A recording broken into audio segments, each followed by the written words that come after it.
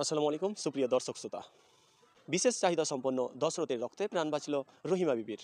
রাত তখন 2টো। যখন সবাই গভীর ঘুমে আচ্ছন্ন, তখন ঘুমিয়ে রয়েছেন দশরথ দাসও। যখন তিনি গভীর ঘুমে ঘুমিয়ে রয়েছেন, ঠিক তখনই ফোনের কিড়িং কিড়িং শব্দে ঘুম ভাঙল দশরথ দাসের।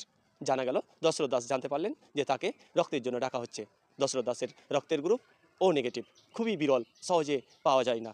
দশরথ দাসের বাড়ি সুতির কাশিমনগর গ্রাম পঞ্চায়েতে। সুতি থানার মদনা গ্রামের রহিমা খাতুন প্রসব যন্ত্রণা নিয়ে ভর্তি হন আহিরন প্রাথমিক স্বাস্থ্যকেন্দ্রে। সেখানে রাত 12টা নাগাদ কন্যা সন্তানের জন্ম দেন তিনি। সন্তানের জন্মের পরে শুরু হয় অতিরিক্ত রক্তক্ষরণ। আহিরন স্বাস্থ্যকেন্দ্র থেকে রহিমাকে রেফার করা হয় জঙ্গিপুর সুপার স্পেশালিটি হাসপাতালে। চিকিৎসকরা জানিয়ে দেন দ্রুত তাকে রক্ত দিতে হবে।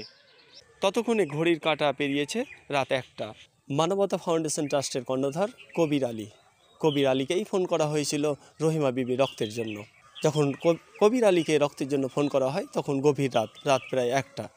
রাত্রি মোটামুটি 1টার সময় আমাদের মানবতা ফাউন্ডেশন ট্রাস্টের উমর ফারুক ভাইয়ের ওয়াইফের বাচ্চা পরবর্তী অতিরিক্ত রক্তক্ষরণের জন্য ও নেগেটিভ ব্লাডের প্রয়োজন হয়।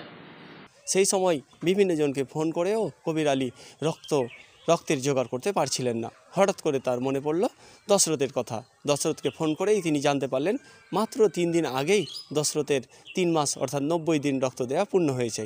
তাই সঙ্গে সঙ্গেই তাকে নিয়ে ছুটে চললেন জঙ্গিপুর সুপার স্পেশালিটি হসপিটালে। স্বেচ্ছাসেবী সংস্থার কর্ণধার কবির আলী বলেন, প্রতিদিন বিভিন্ন হাসপাতালে 4 থেকে 5 জন করে রক্তদাতা পাঠাতে হয় আমাদের, কিন্তু এখন রক্তদাতা পাওয়া যাচ্ছে না। জঙ্গিপুরে আমি চেষ্টা করি, যেহেতু রমজান মাস চলছে, জঙ্গিপুরে আশেপাশে ও নেগেটিভ রক্তদাতা যারা রয়েছেন তাদেরকে কল করি, কিন্তু ফোনে কাউকে পাইনি, যেহেতু রাত অনেকটা গভীর, অনেকে শুয়ে পড়েছিলেন। তা আমার শেষ ভরসা ছিল আমাদের একদম সক্রিয় সদস্য দশরথ ভাই। আমি আগেও বলেছি, এখনও বলছি যে উনি শারীরিকভাবে অক্ষম হলে কিন্তু মানসিকভাবে আমাদের থেকেও সক্ষম। তার উপরে রহিমার রক্তের গ্রুপ ও নেগেটিভ। কবির আরও বলেন, গভীর রাত ও নেগেটিভ গ্রুপ। অবশেষে মনে এলো দশরথ দাসের কথা। পঙ্গু 2 পা নিয়ে চলতে পারেন না 36 বছরের দশরথ। বাঁ হাতও পঙ্গু, পথ চলার ভরসা তাই একটি ট্রাইসাইকেল মাত্র। হাতে টানা সেই সাইকেল চালাতে তার খুব কষ্ট হয়। মোটর লাগাবেন, সে পয়সা কোথায়? আশ্বাস দিয়েছেন অনেকেই, কিন্তু কেউ কথা রাখেননি।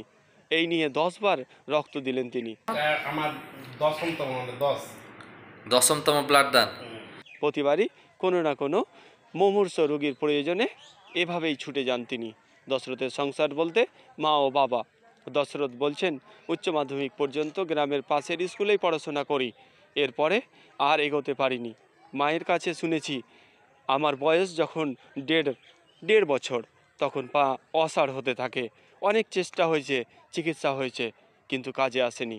সেই থেকেই চলার এবং খাওয়ার ভরসা একমাত্র হাত।